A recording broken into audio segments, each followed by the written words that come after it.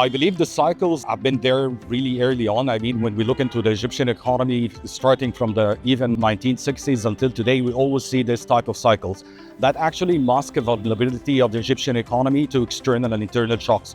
So whenever we see any internal or external shock, we always find a currency crisis that hinder us back and then affects the rest of the economy.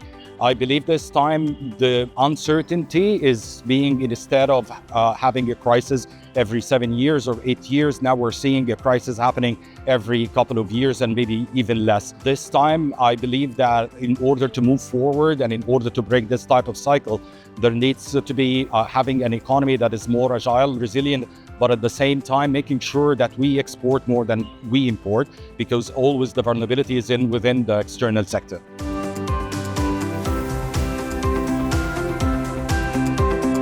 I think businesses are very smart. They have already seen many crises happening in very short periods of time, starting from even 2016 until 2024, and now we're seeing another crisis. Businesses have been agile and also adaptive in terms of making sure that they produce for the export market in order to avoid any vulnerability that they are facing, moving to localization instead of importing material and depending on raw material that is coming from abroad. They have different strategies that they have been adopting, and I think in the future what can be added more is just to prepare ahead in terms of putting different scenarios on what could be the next crisis and then doing the mitigation measures and taking it accordingly.